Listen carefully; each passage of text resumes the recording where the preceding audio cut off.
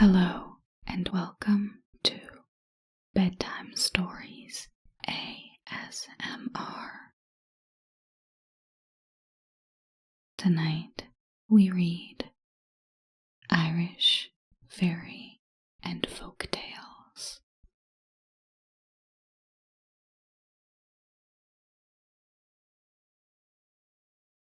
The Three Wishes, William Carleton. In ancient times there lived a man called Billy Dawson, and he was known to be a great rogue.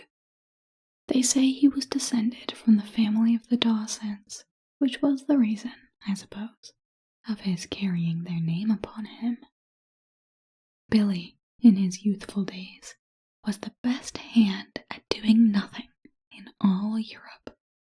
Devil immortal could come next or near him at idleness, and in consequence of his great practice that way, you may be sure that if any man could make a fortune by it, he would have done it. Billy was the only son of his father, barring 2 daughters, but they have nothing to do with the story I'm telling you. Indeed, it was kind father and grandfather for Billy to be handy at the knavery, as well as at the idleness, for it was well known that not one of their blood ever did an honest act, except with a roguish intention. In short, they were altogether a decent connection, and a credit to the name.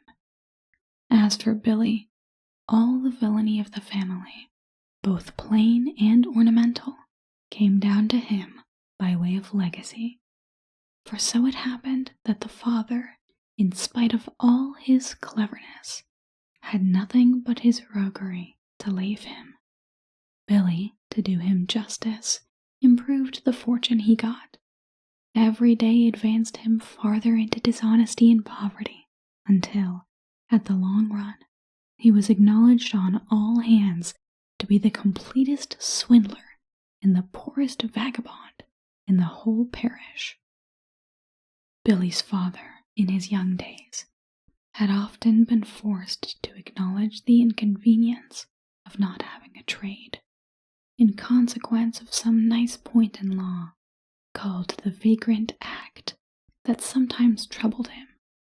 On this account he made up his mind to give Bill an occupation, and he accordingly bound him to a blacksmith. But whether Bill was to live or die by forgery was a puzzle to his father, though the neighbors said that both was most likely. At all events, he was put apprentice to a smith for 7 years, and a hard card his master had to play in managing him. He took the proper method, however, for Bill was so lazy and roguish that it would vex a saint to keep him in order. "Bill," says his master to him one day that he had been sunning himself about the ditches instead of minding his business. "Bill, my boy, I'm vexed to the heart to see you in such a bad state of health. You're very ill with that complaint called an all-overness. However," says he, "I think I can cure you. Nothing will bring you about but 3 or 4 sound doses every day of a medicine called the oil of the hazel. Take the first dose now," says he, and he immediately banged him with a hazel cudgel until Bill's bones ached for a week afterwards. "If you were my son," said his master, "I'd tell you that. As long as I could get a piece of advice growing convenient in the hedges, I'd have you a different youth from what you are. If working was a sin, Bill, not an innocenter boy ever broke bread than you would be. Good people scarce, you think, but however that may be, I throw it out as a hint that you must take your medicine till you're cured, whenever you happen to get unwell in the same way." From this out he kept Bill's nose to the grinding stone, and whenever his complaint returned, he never failed to give him a hearty dose for his improvement. In the course of time, however, Bill was his own man and his own master, but it would puzzle a saint to know whether the master or the man was more precious youth in the eyes of the world. He immediately married a wife, and devil a doubt of it, but he kept her in whiskey and sugar. She kept him in hot water. Bill drank and she drank. Bill fought and she fought. Bill was idle and she was idle. Bill whacked her and she whacked Bill. If Bill gave her one black eye, she gave him another, just to keep herself in countenance. Never was there a blessed pair so well met, and a beautiful sight it was to see them both at breakfast blinking at each other across the potato basket, Bill with his right eye black, and she with her left. In short, they were the talk of the whole town, and to see Bill of a morning staggering home drunk, his shirt sleeves rolled up on his smutted arms, his breast open, and an old tattered leather apron, with one corner tucked up under his belt, singing 1 minute, and fighting with his wife the next, she reeling beside him, with a discolored eye, as aforesaid, a dirty ragged cap on one side of her head, a pair of Bill's old slippers on her feet, a squalling child on her arm, now cuffing and dragging Bill, and again kissing and hugging him. Yes, it was a pleasant picture to see this loving pair in such a state. This might do for a while, but it could not last. They were idle, drunken, and ill-conducted, and it was not to be supposed that they would get a farthing candle on their words. They were, of course, druv to great straits, and faith, they soon found that their fighting and drinking and idleness made them the laughing sport of the neighbors, but neither brought food to their children, put a coat upon their backs, nor satisfied their landlord when he came to look for his own. Still the never a one of Bill, but was a funny fellow with strangers, though, as we said, the greatest rogue unhanged. One day he was standing against his own anvil, completely in a brown study, being brought to his wits' end about how to make a breakfast for the family. The wife was scolding and cursing in the house, and the naked creatures of children squalling about her knees for food. Bill was fairly at an ambush, and knew not where or how to turn himself, when a poor withered old beggar came into the forge, tottering on his staff. A long white beard fell from his chin, and he looked so thin and hungry that you might blow him, one would think, over the house. Bill at this moment had been brought to his senses by distress, and his heart had a touch of pity towards the old man, for, on looking at him a second time, he clearly saw starvation and sorrow in his face. "God save you, honest man," said Bill. The old man gave a sigh, and raising himself with great pain on his staff, he looked at Bill in a very beseeching way. "Musha, God save you kindly," says he. "Maybe you could give a poor, hungry, helpless old man a mouthful of something to eat. You see yourself I'm not able to work. If I was, I'd scorn to behold it to anyone." "Faith, honest man," said Bill, "if you knew who you were speaking to, you'd as soon ask a monkey for a churn staff as me for either mate or money. There's not a blackguard in the 3 kingdoms so fairly on the Sharan as I am, for both the one and the other. The wife within is sending the curses thick and heavy on me, and the children's playing the cat's melody to keep her in comfort. Take my word for it, poor man, if I had either mate or money I'd help you, for I know particularly well what it is to want them at the present speaking. An empty sack won't stand, neighbor." So far, Bill told him truth. The good thought was in his heart, because he found himself on a footing with the beggar, and nothing brings down pride or softens the heart like feeling what it is to want.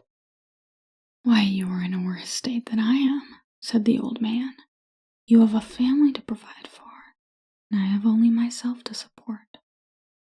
"You may kiss the book on that one, my old worthy," replied Bill. "But come, what I can do for you I will. Plant yourself up here beside the fire, and I'll give it a blast of my bellows that will warm the old blood in your body. It's a cold, miserable, snowy day, and a good heat will be of service." "Thank you kindly," said the old man.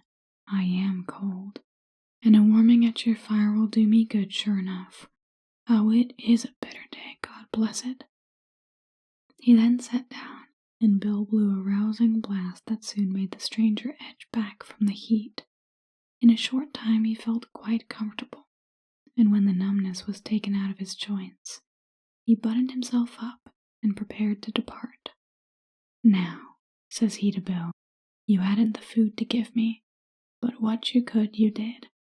Ask any 3 wishes you choose, and be they what they may, take my word for it, they shall be granted." Now the truth is that Bill, though he believed himself a great man in point of cuteness, wanted, after all, a full quarter of being square, for there is always a great difference between a wise man and a knave.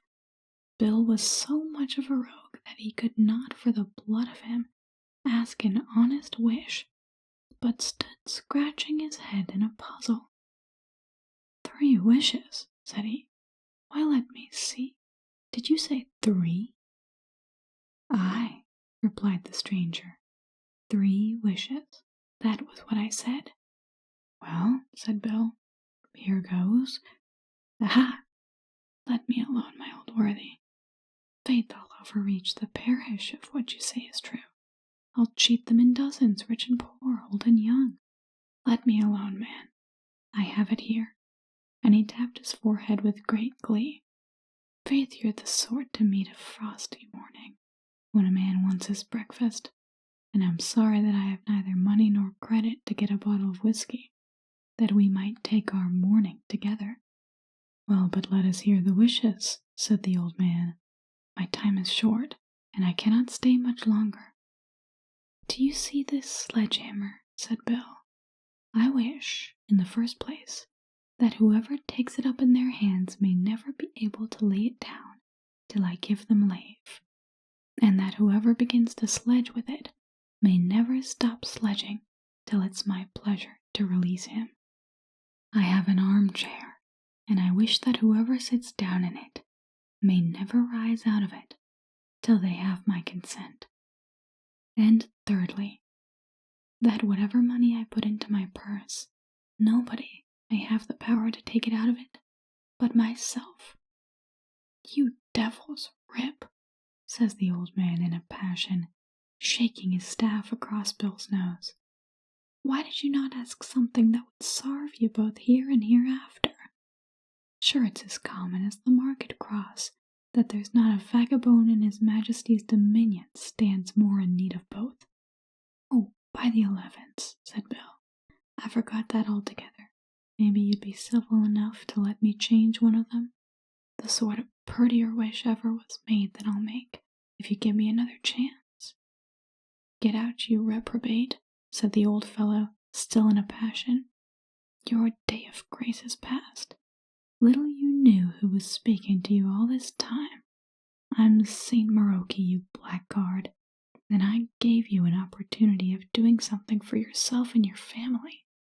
But you neglected it, and now your fate is cast, you dirty bog-trotting profligate.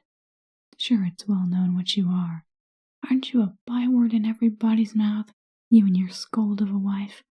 Buy this and buy that if you ever happen to come across me again.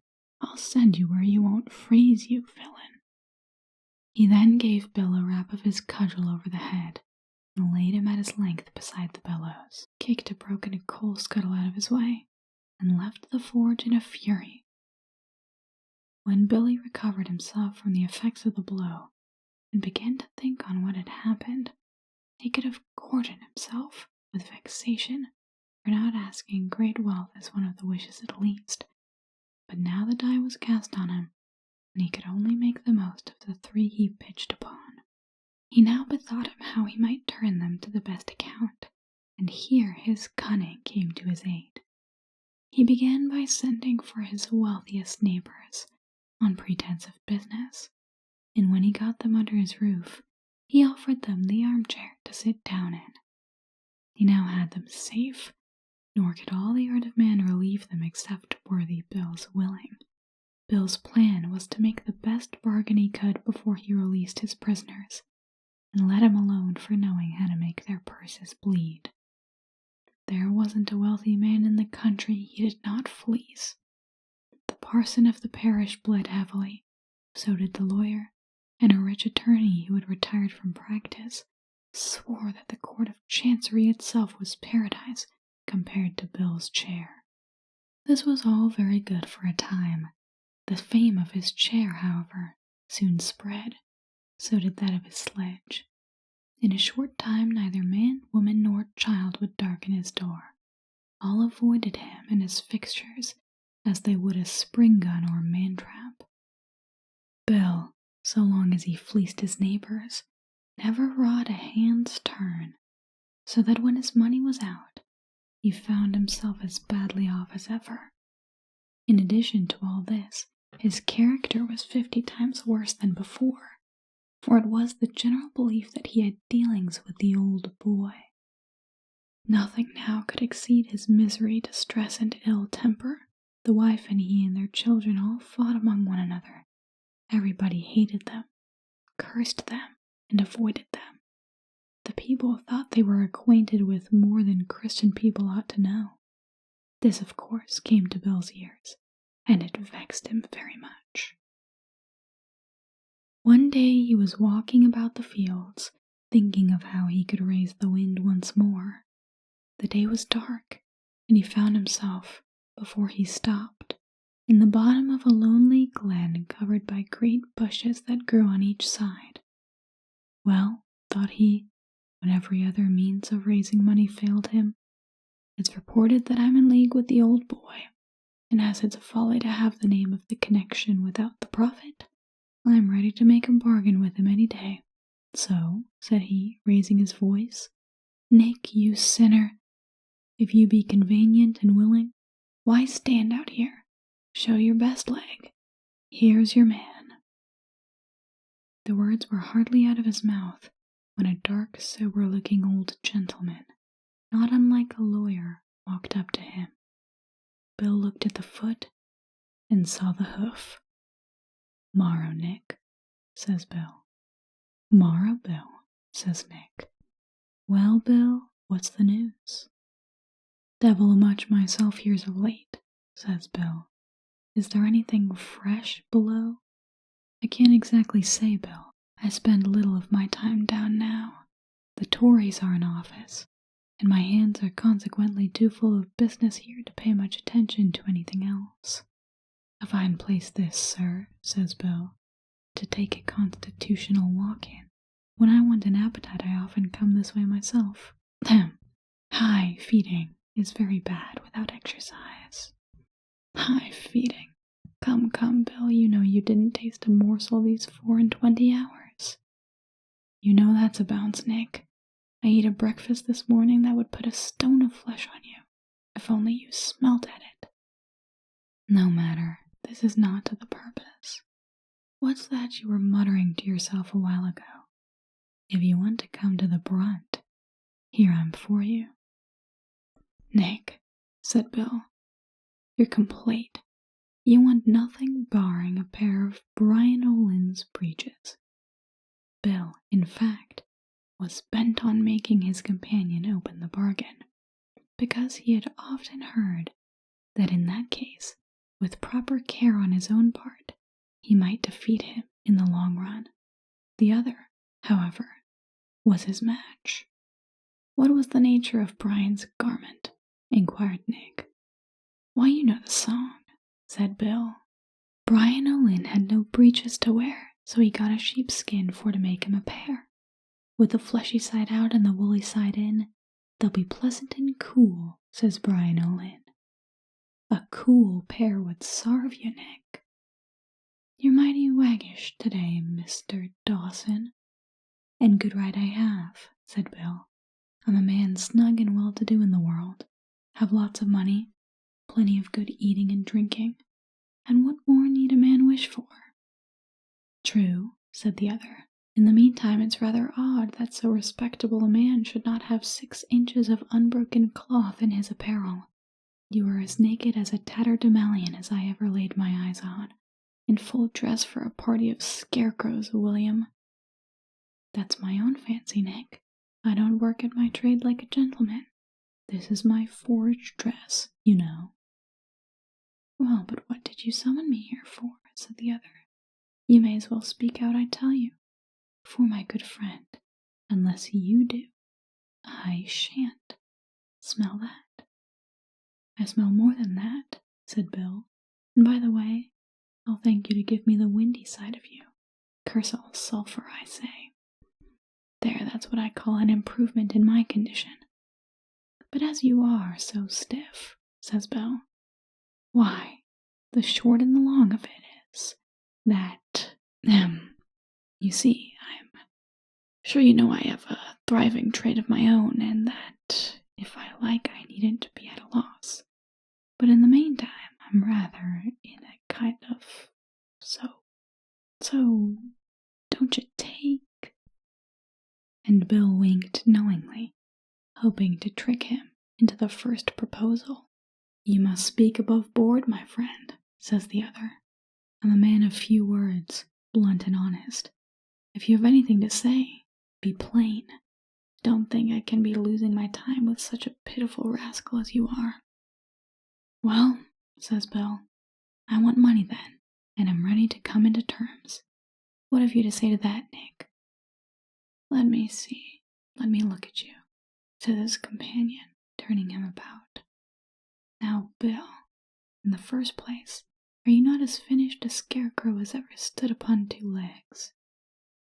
I play second fiddle to you there again, says Bill. There you stand with a blackguard's coat of arms quartered under your eye, and don't make little of blackguards, said Bill, nor spake disparagingly of your own crest.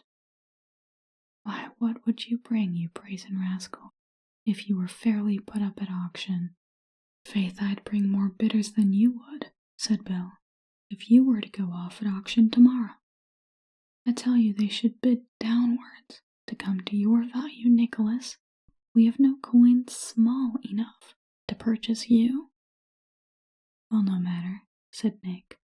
If you are willing to be mine at the expiration of 7 years, I will give you more money than ever the rascally breed of you is worth. Done, said Bill, but no disparagement to my family in the meantime.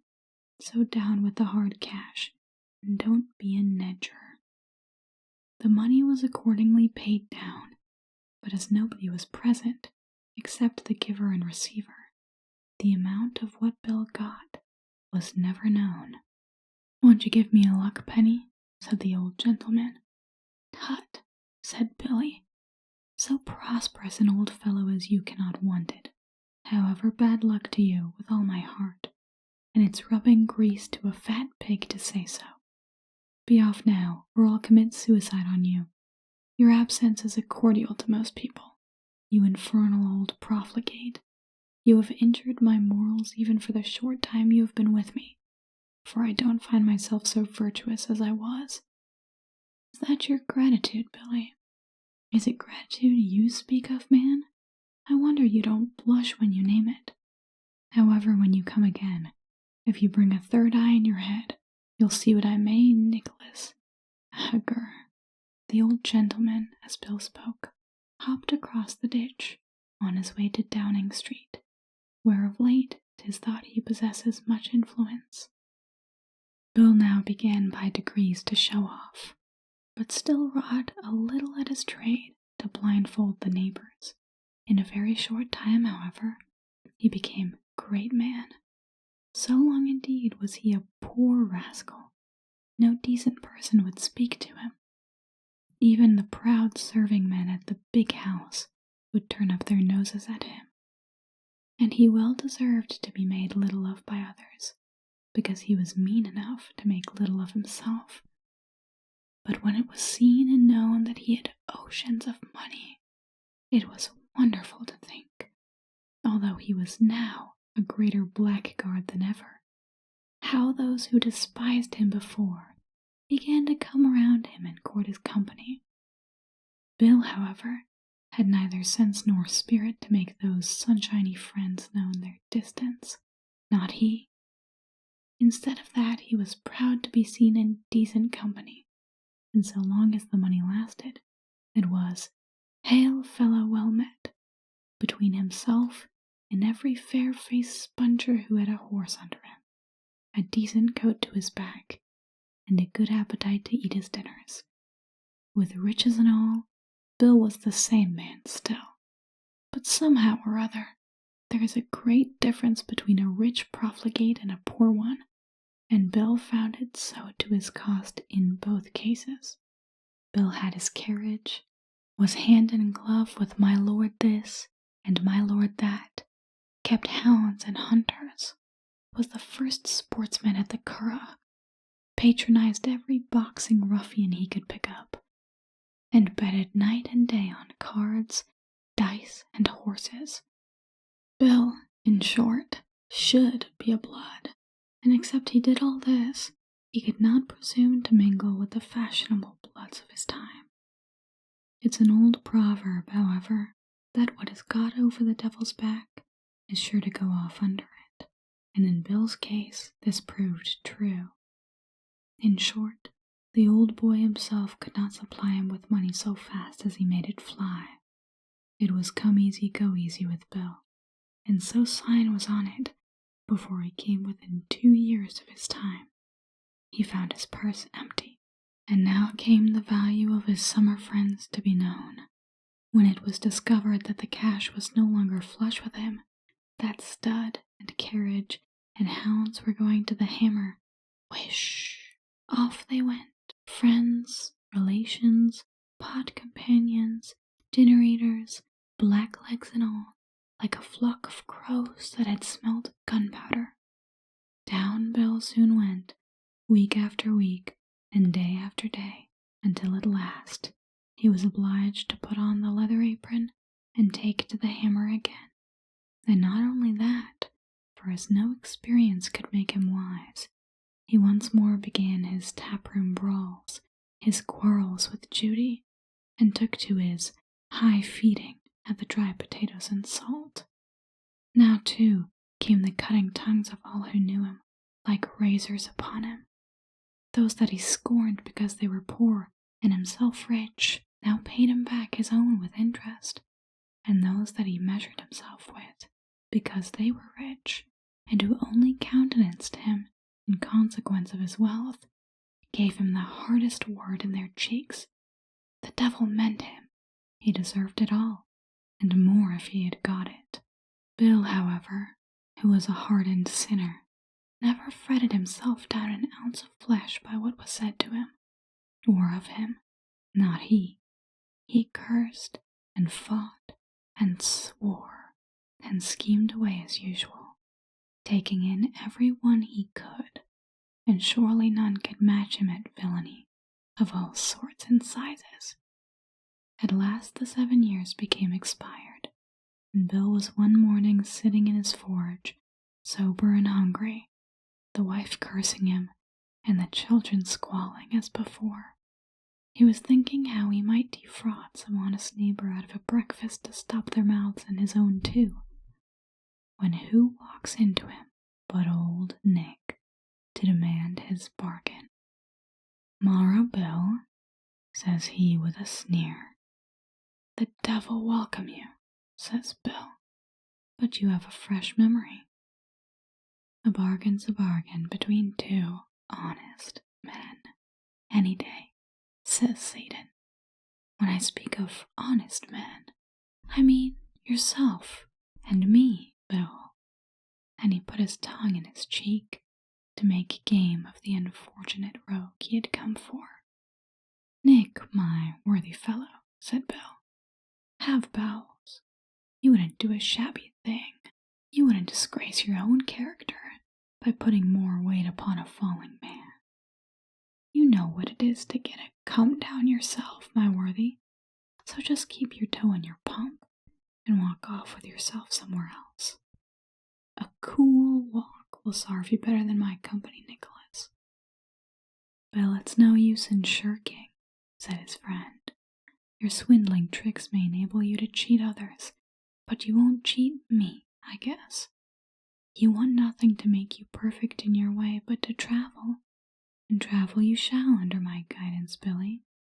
No, I'm not to be swindled, my good fellow. I have rather a better opinion of myself, Mr. D, than to think you could outwit one Nicholas Clutie, Esquire. Ahem. You may sneer, you sinner, replied Bill, but I tell you that I have outwitted men who could buy and sell you to your face. Despair, you villain, when I tell you that no attorney could stand before me. Satan's countenance got blank when he heard this. He wriggled and fidgeted about, and appeared to be not quite comfortable. In that case, then, says he, the sooner I deceive you, the better. So turn out for the Low Countries. Has it come to that in earnest? Said Bill. And are you going to act the rascal at the long run? Upon honor, Bill. Have patience then, you sinner, till I finish this horseshoe. It's the last of a set I'm finishing for one of your friend the attorney's horses. And here, Nick, I hate idleness, you know it's the mother of mischief. Take this sledgehammer and give a dozen strokes or so till I get it out of hands, and here's with you, since it must be so. He then gave the bellows a puff that blew half a peck of dust in Clubfoot's face, whipped out the red-hot iron, and set Satan sledging away for the bare life. Faith, said Bill to him, when the shoe was finished, it's 1,000 pities ever the sledge should be out of your hand. The great Paragow was a child to you at sledging. You're such an able tyke. Now just exercise yourself till I bid the wife and children goodbye, and then I'm off. Out went Bill, of course, without the slightest notion of coming back. No more than Nick had that he could not give up the sledging, and indeed neither could he, but was forced to work away as if he was sledging for a wager. This was just what Bill wanted. He was now compelled to sledge on, until it was Bill's pleasure to release him, and so we leave him very industriously employed, while we look after the worthy who outwitted him. In the meantime, Bill broke cover, and took to the country at large, brought a little journey work wherever he could get it, and in this way went from one place to another, till in the course of a month he walked back very coolly into his own forge to see how things went on in his absence. There he found Satan in a rage, the perspiration pouring from him in torrents, hammering with might and main upon the naked anvil. Bill calmly leaned his back against the wall, placed his hat upon the side of his head, put his hands into his breeches pockets, and began to whistle Sean Go's hornpipe. At length he says, in a very quiet and good-humored way, "Morrow, Nick." "Oh," says Nick, still hammering away. "Oh, you doubles distilled villain, heck! May the most refined, ornamental, heck! Double rectified, super extra and original, heck! Collection of curses that ever was gathered, heck! Into a single nosegay of ill fortune, heck! Shine in the buttonhole of your conscience, heck! While your name is Bill Dawson, I denounce you, heck, as a double-milled villain, of whom all the other knaves I ever knew, heck, attorneys included, are honest men. I brand you, heck, as the pearl of cheats, a tip-top taken, heck. I denounce you, I say again, for the villainous treatment, heck, I have received at your hands in this most untoward, heck, and unfortunate transaction between us. For, heck, unfortunate, in every sense, is he that has anything to do with, heck, such a prime and unfinished impostor." "You're very warm, Nicky," says Bill. What puts you into a passion, you old sinner? Sure, if it's your own will and pleasure to take exercise at my anvil, I'm not to be abused for it. Upon my credit, Nicky, you ought to blush for using such blackguard language, so unbecoming your grave character. You cannot say that it was I set you hammering at the empty anvil, you profligate.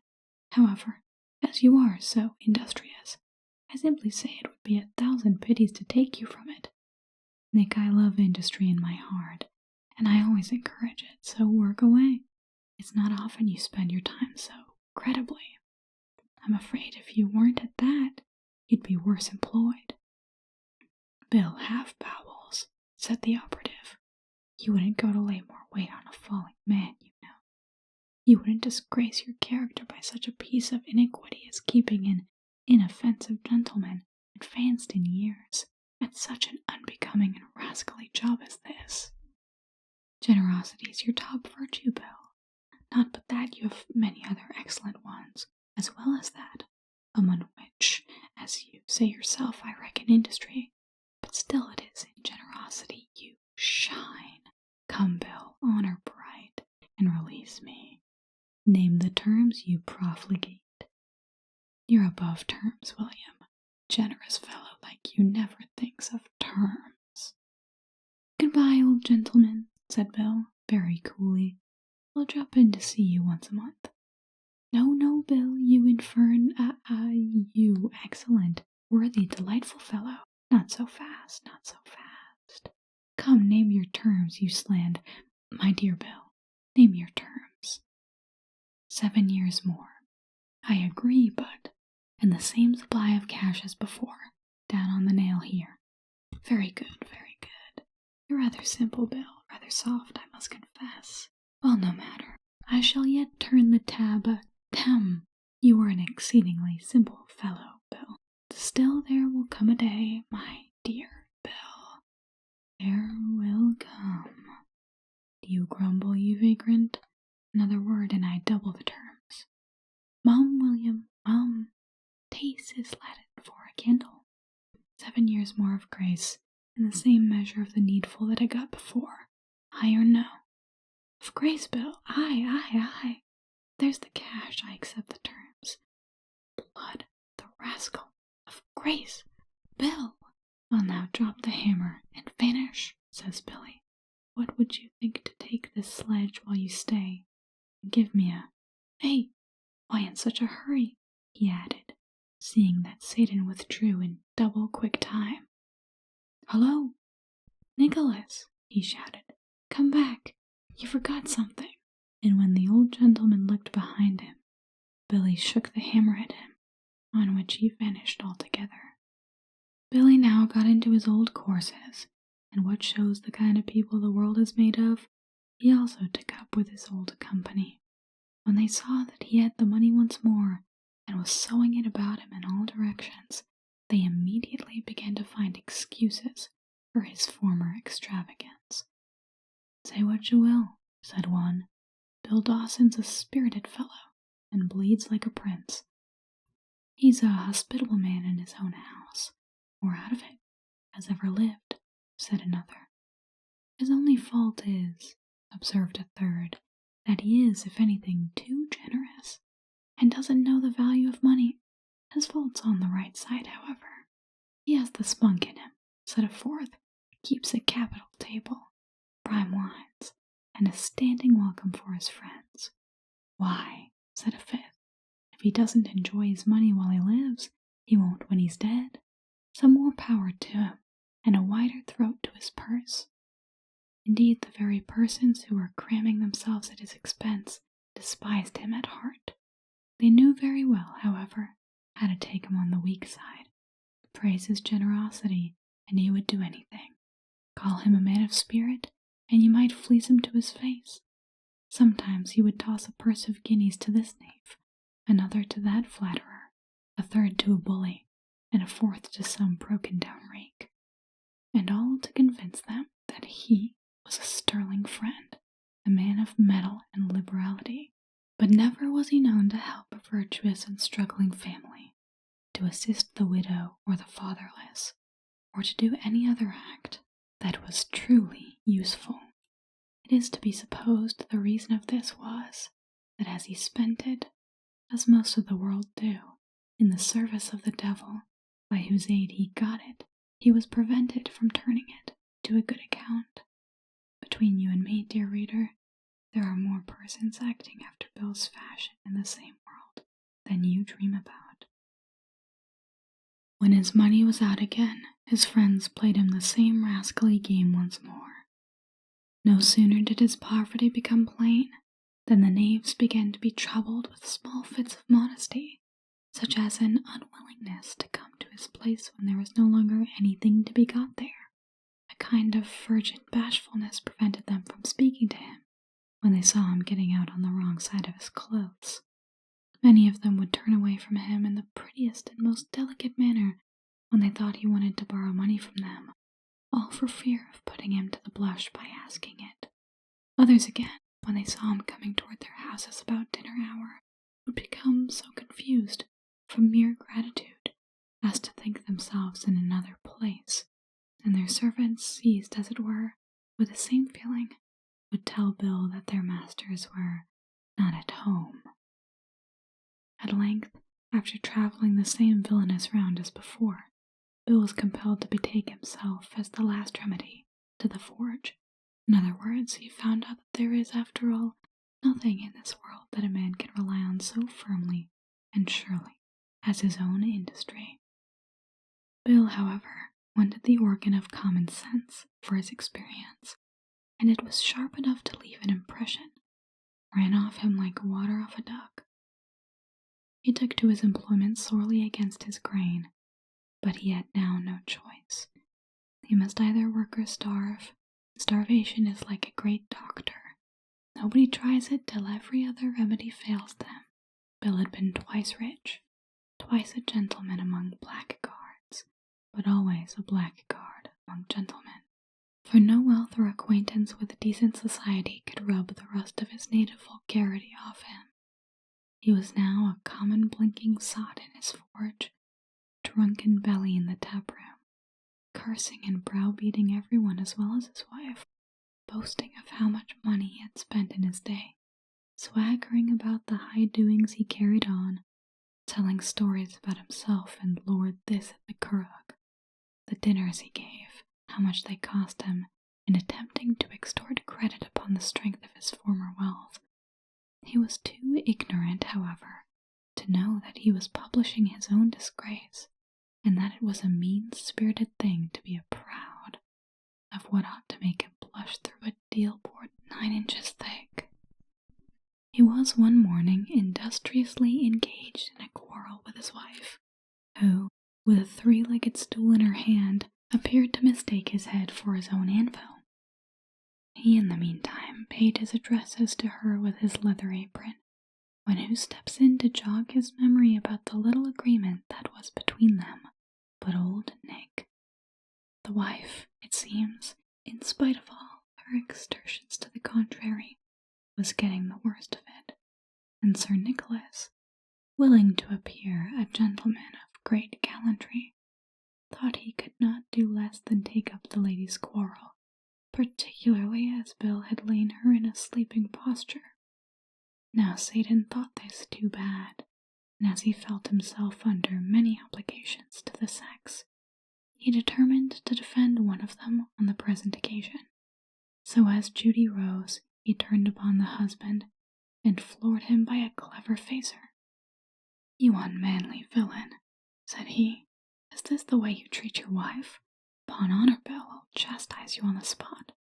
I could not stand by, a spectator of such ungentlemanly conduct, without giving up all claim to gallant—" Whack! The word was divided in his mouth by the blow of a churn-staff from Judy, who no sooner saw Bill struck than she nailed Satan, who fell once more. "Watch you, villain! That's for striking my husband like a murderer behind his back," said Judy, and she suited the action to the word. "That's for interfering between man and wife. Would you murder the poor man before my face, eh? If he bates me, you shabby dog, you, Who has a better right? I'm sure it's nothing out of your pocket. Must you have your finger in every pie? This was anything but idle talk, for at every word she gave him a remembrance. Hot and heavy, Nicholas backed, danced, and hopped.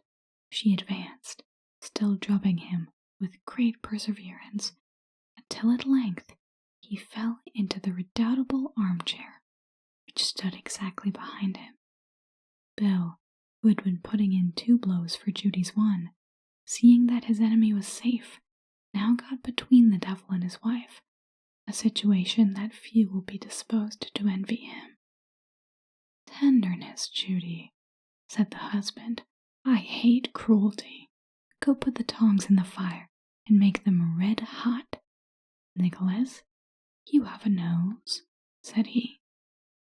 Satan began to rise, but was rather surprised to find that he could not budge. "Nicholas," says Bill, "how is your pulse? You don't look well. That is to say, you look worse than usual." The other attempted to rise, but found it a mistake. "I'll thank you to come along," said Bill. "I have a fancy to travel under your guidance, and we'll take the Low Countries in our way, won't we? Get to your legs, you sinner. You know a bargain's a bargain between 2 honest men, Nicholas, meaning yourself and me. Judy, are the tongs hot?" Satan's face was worth looking at, as he turned his eyes from the husband to the wife, and then fastened them on the tongs, now nearly at a furnace heat in the fire, conscious at the same time that he could not move out of the chair. "Billy," said he, "you won't forget that I rewarded your generosity the last time I saw you, in the way of business. Faith, Nicholas, it fails me to remember any generosity I ever showed you. Don't be womanish. I simply want to see what kind of stuff your nose is made of, and whether it will stretch like a rogue's conscience. If it does, we will flatter it upon the chimney with the red-hot tongs, and when this old hat is fixed on the top of it, let us alone for a weathercock. Have a fellow feeling, Mr. Dawson. You know we ought not to dispute. Drop the matter, and I give you the next 7 years. You know all that," says Billy, opening the red-hot tongs very cool. "Mr. Dawson," said Satan, "if you cannot remember my friendship to yourself, don't forget how often I stood your father's friend, your grandfather's friend, and the friends of all your relations up to the 10th generation. I intended also to stand by your children after you, so long as the name of Dawson, and a respectable one it is, might last. Don't be blushing, Nick," says Bill. "You are too modest. That was ever your failing. Hold up your head, there's money bid for you. I'll give you such a nose, my good friend, that you will have to keep an outrider before you to carry the end of it on his shoulder. Mr. Dawson, I pledge my honor to raise your children in the world as high as they can go, no matter whether they desire it or not." "That's very kind of you," says the other, "and I'll do as much for your nose." He gripped it as he spoke, and the old boy immediately sung out. Bill pulled, and the nose went with him like a piece of warm wax. He then transferred the tongs to Judy, got a ladder, resumed the tongs, ascended the chimney, and tugged stoutly at the nose until he got it 5 feet above the roof. He then fixed the hat upon the top of it and came down. "There's a weathercock," said Billy. "I defy Ireland to show such a beauty. Faith, Nick, it would make the prettiest steeple for a church in all Europe, and the old hat fits it to his shaving." In this state, with his nose twisted up the chimney, Satan sat for some time, experiencing the novelty of what might be termed a peculiar sensation. At last the worthy husband and wife began to relent.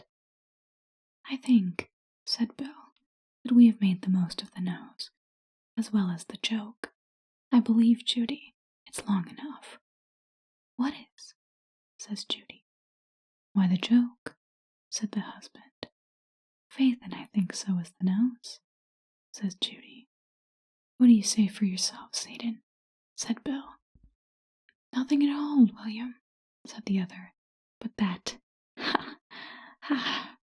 it's a good joke, an excellent joke, and a goodly nose, too, as it stands.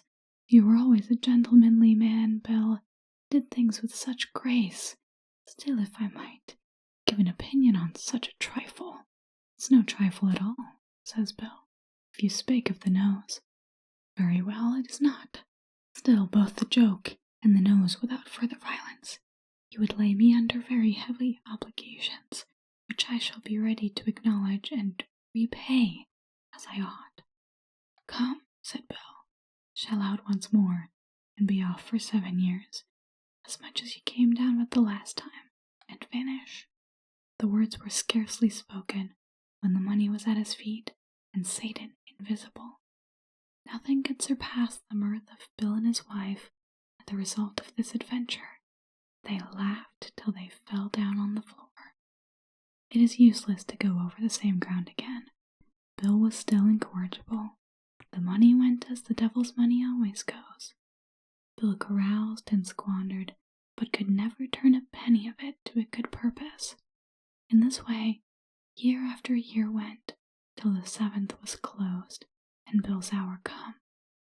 He was now, and had been for some time past, as miserable a knave as ever.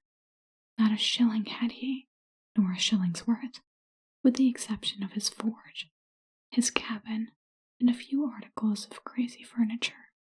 In this state he was standing in his forge as before, straining his ingenuity how to make out a breakfast, when Satan came to look after him.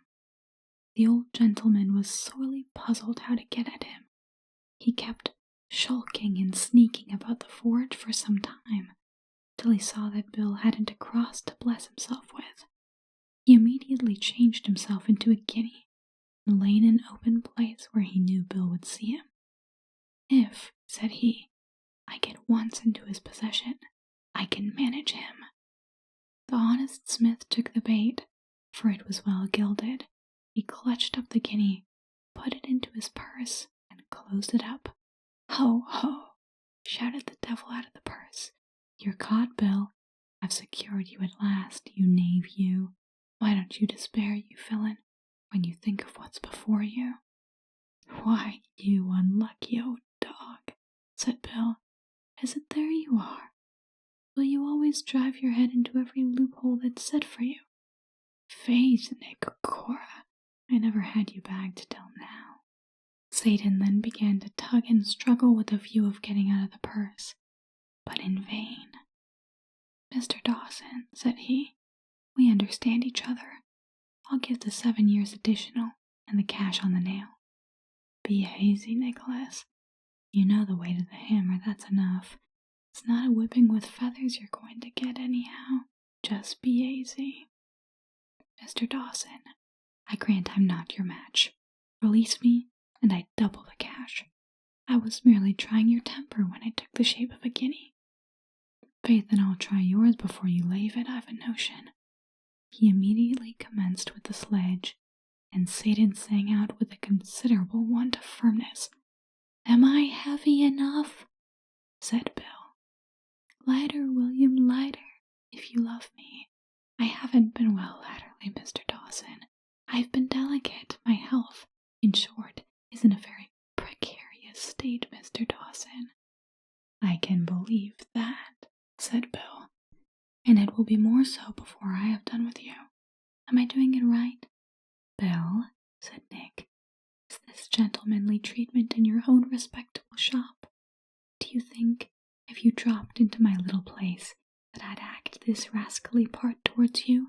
Have you no compunction? I know, replied Bill, sledging away with vehemence, that you're notorious for giving your friends a warm welcome. Divil an ode, youth, more so, but you must be dealing in bad coin, must you? However, good or bad, you're in for a sweat now, you sinner. Am I doing it purty? Lovely, William, but if possible, a little more delicate. Oh, how delicate you are. Maybe a cup of tea would serve you. or a little small gruel to compose your stomach. Mr. Dawson, said the gentleman in the purse, hold your hand and let us understand one another. I have a proposal to make. Hear the sinner anyhow, said the wife. Name your own sum, said Satan. Only set me free. No, the sorrow may take the toe, you'll budge till you let Bill off, said the wife. Hold him hard, Bill. Barony sets you clear of your engagement. There it is, my posy, said Bill. That's the condition. If you don't give me up, here's at you once more, and you must double the cash you gave the last time too.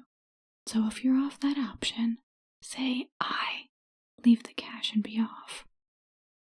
The money again appeared in a glittering heap before Bill, upon which he exclaimed, The eye has it, you dog.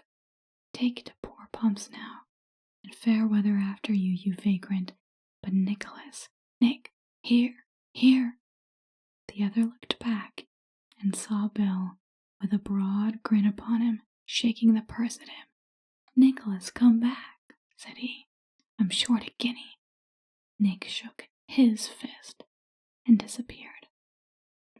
It would be useless to stop now, merely to inform our readers that Bill was beyond improvement.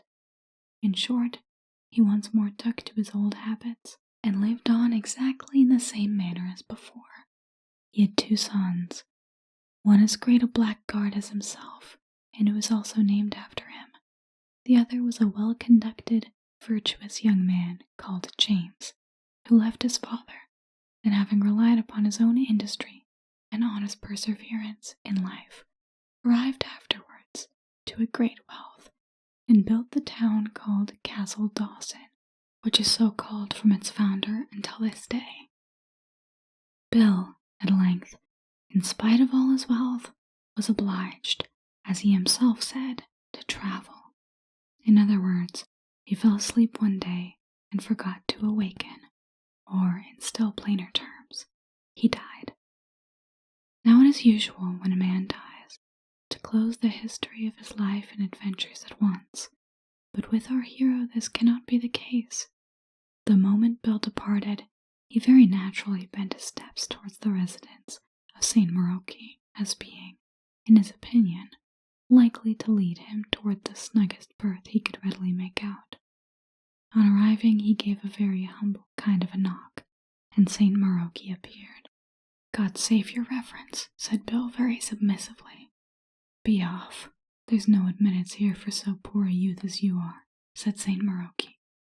He was now so cold and fatigued that he cared little where he went, provided only, as he said himself, he could rest his bones and get an air of the fire. Accordingly, after arriving at a large black gate, he knocked as before, and was told he would get instant admittance the moment he gave his name. Billy Dawson, he replied. Off instantly, said the porter to his companions, and let his majesty know that the rascal he dreads so much is here at the gate. Such a racket and tumult were never heard as the very mention of Billy Dawson created. In the meantime, his old acquaintance came running toward the gate with such haste and consternation that his tail was several times nearly tripping up his heels. Don't admit that rascal, he shouted. Bar the gate. Make every chain and lock and bolt fast. I won't be safe, and I won't stay here, nor none of us need stay here if he gets in. My bones are sore yet after him. No. Begone, you villain. You'll get no entrance here. I know you too well. Bill could not help giving a broad, malicious grin at Satan, and putting his nose through the bars, he exclaimed, Ha, you old dog! I have you afraid of me at last, have I? He had scarcely uttered the words when his foe, who stood inside, instantly tweaked him by the nose, and Bill felt as if he had been gripped by the same red-hot tongs with which he himself had formerly tweaked the nose of Nicholas. Bill then departed, but soon found that in consequence of the inflammable materials which strong drink had thrown into his nose, that organ immediately took fire, and indeed, to tell the truth, kept burning day and night, winter and summer, without ever once going out, from that hour to this. Such was the sad fate of Billy Dawson, who has been walking without stop or stay, from place to place ever since, and in consequence of the flame on his nose, and his beard being tangled like a wisp of hay, he has been christened by the country folk the Will-o'-the-Wisp, while, as it were, to show the mischief of his disposition, the circulating knave, knowing he must seek the coldest bogs and quagmires in order to cool his nose, seizes upon that opportunity of misleading the unthinking and tipsy night travelers from their way, just that he may have the satisfaction of still taking in as many as possible. Thank you for listening to Bedtime Stories ASMR, Irish, Fairy, and Folk